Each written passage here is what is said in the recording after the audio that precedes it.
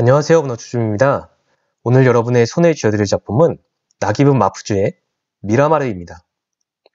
1911년 이집트의 수도 카이로에서 이슬람 중산층의 자제로 태어난 나기분 마푸주는 초등학교를 다니던 어린 시절부터 글을 썼던 남다른 재능을 보여준 작가였습니다. 그 스스로도 장르를 불문하고 여러 소설들을 탐독했던 애독자이기도 했다고 하는데요. 20대 후반부터 본격적인 작품 활동을 시작합니다. 1952년 나세르가 쿠데타를 일으켜 이집트의 정권을 장악하고 나서 약 7년간 절필을 하기도 했었죠. 불합리하다고 생각하는 것에 대해서는 적극적으로 자신의 의견을 개진하는 등 사회 참여가 상당히 활발한 작가였습니다. 그 때문에 조국인 이집트에서 많은 순환을 당하기도 했었는데요. 그럼에도 불구하고 평생 자신의 조국 이집트를 떠나지 않은 영원한 이집트인이었습니다. 그는 1988년 아랍권 작가로서는 최초로 노벨 문학상을 수상한 사람이기도 합니다. 미라마르는 1967년에 발표된 나기분 마푸주의 대표작인데요. 그의 작품 중 최초로 영어로 번역된 소설로서 나기분 마푸주라는 이름을 세계에 알린 작품입니다. 현재도 아랍권에서 높은 평가를 받고 있다고 하는데요. 1952년 나세르의 쿠데타 집권 이후에 송두리째 뒤바뀐 이집트 사람들의 삶을 잘 그려내고 있는 작품입니다. 이 소설의 제목인 미라마르는 소설의 배경이 되는 알렉산드리아의 펜션 이름입니다. 이 펜션에 새를 들어 사는 사람들의 제각각의 시선으로 하나의 사건을 묘사하는데 시선이 변화하면서 사건의 베일이 점차 벗겨지는 구조를 가지고 있죠. 그러면서 등장인물들이 제각기 가지고 있는 사정과 그들이 왜 그렇게 행동했는지를 알 수 있게 됩니다. 그럼 지금부터 이 작품을 함께 읽어보시겠습니다. 이 작품에 등장하는 주요 인물들을 소개하겠습니다. 이 소설의 주인공은 여러 명이라고 할 수 있습니다. 퇴직기자 출신으로 미라마르 펜션에 노후를 즐기러 온 아메르, 지주였지만 혁명으로 인해 모든 것을 잃은 톨바, 정부 사업을 수행하는 회사 직원인 바람둥이 사르한, 젊은 지주 호스니와 아나운서 만수르가 등장하죠. 미라마르 펜션의 주인인 그리스 출신 마리아나와 고향을 떠나 펜션에서 일하는 조라가 있습니다. 조라와 사르한은 연인 사이가 되기도 하죠. 이들이 이 작품의 주요 등장인물들입니다.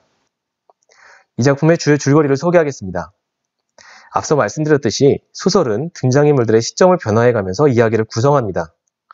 저는 그들의 이야기를 재조합하여 시간순으로 소개하겠습니다.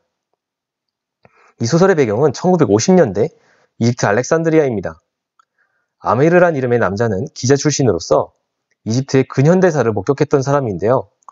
이제 나이가 들어 은퇴한 후 오랜만에 알렉산드리아로 갑니다. 그는 과거에 호감을 가졌었던 그리스 여자인 마리아나가 운영하는 미라마르 펜션에 방을 얻는데 마리아나 역시 시간이 많이 흘러 나이가 많이 들어 있었죠. 얼마 후에 톨바란 노인도 이곳에 방을 얻는데 그는 원래 부유한 지주였으나 1952년 혁명 때 재산이 몰수되어 몰락한 상태였죠. 혁명에 대한 감정이 좋을 리 없는 톨바와 혁명과 새 시대의 우호적인 아메르는 이집트의 정세에 대한 이야기를 나누면서 견해는 서로 다르지만 친분을 쌓아갑니다. 그러다 어느 날 조라란 젊은 여자가 마리아나를 찾아와 몸을 의탁하는데요. 그녀는 나이 많은 노인과 억지로 결혼시키려는 가족들을 떠나 자신의 아버지와 잘 아는 사이였던 마리아나를 찾아 알렉산드리아까지 오게 된 거죠. 마리아나는 조라를 받아들여 펜션 일을 돕게 하고 얼마 후에 이 펜션에 사르한, 호스니, 만수르라는 세 젊은 남자들이 새를 들어 함께 살게 됩니다. 사르한은 정부 일을 수행하는 회사의 직원이었고 호스니는 젊은 지주로서 사업을 구상하고 있었으며 만수르는 방송국의 아나운서로 일하고 있었죠.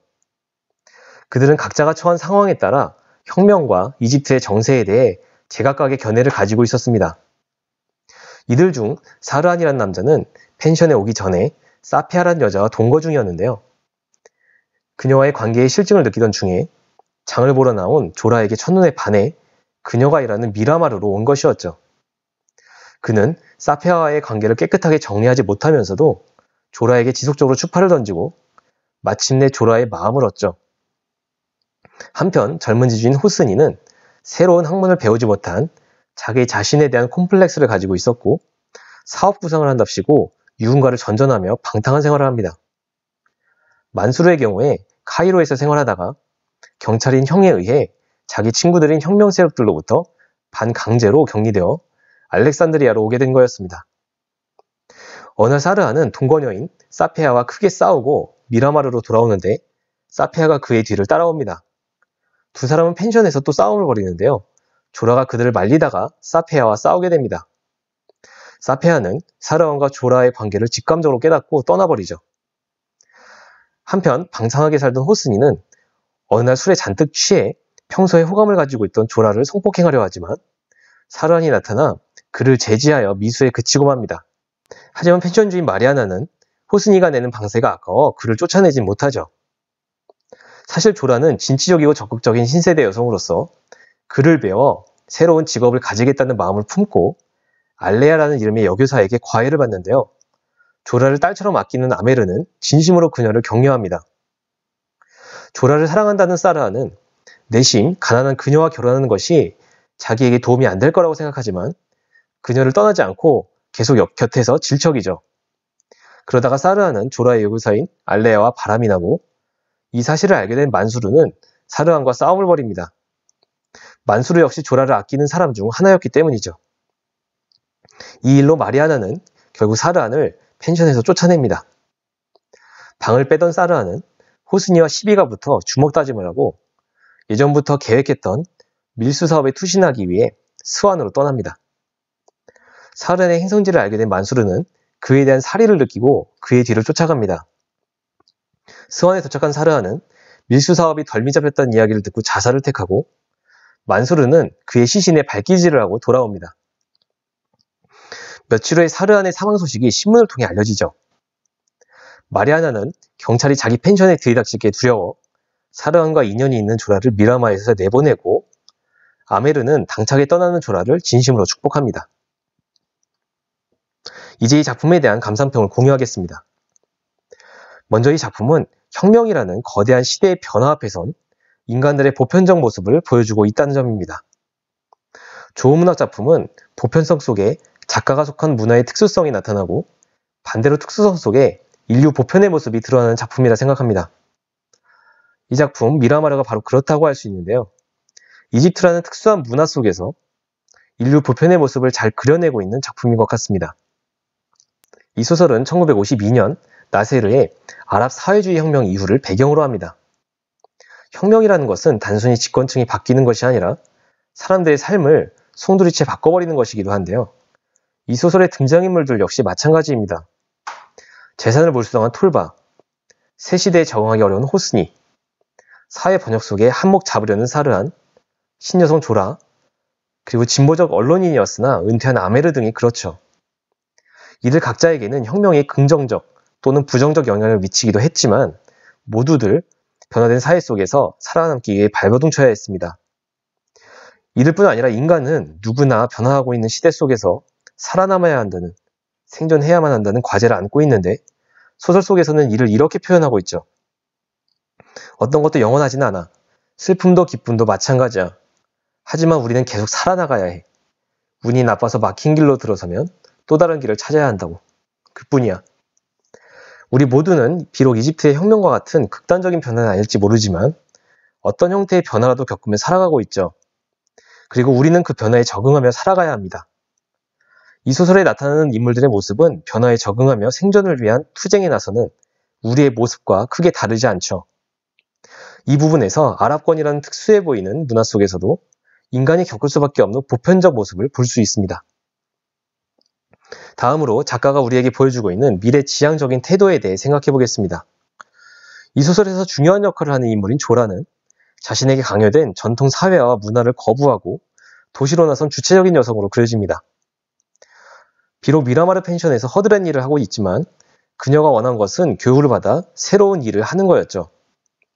그래서 조라는 시간과 월급을 쪼개 개인 교사를 두고 과외를 받을 정도로 열성을 보이지만 사랑했던 남자 사르한에게 배신을 당하고 합니다.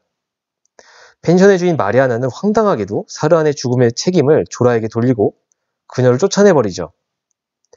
조라는 쫓겨나면서도 끝까지 고향으로 상징되는 전통사회로 돌아가기보다는 새로운 삶을 살 것을 강하게 다짐하는데요. 그런 그녀에게 아메르는 이렇게 이야기합니다. 슬픔은 시간에 맡겨두렴. 시간은 강철과 바위까지 닳게 한단다. 넌 미래를 생각해야 해. 조라가 미라마르 펜션에서 겪었던 일들과 그로 인한 마음의 상처는 시간이 흐름에 따라 식겨갈 것이라고 이야기하는 겁니다.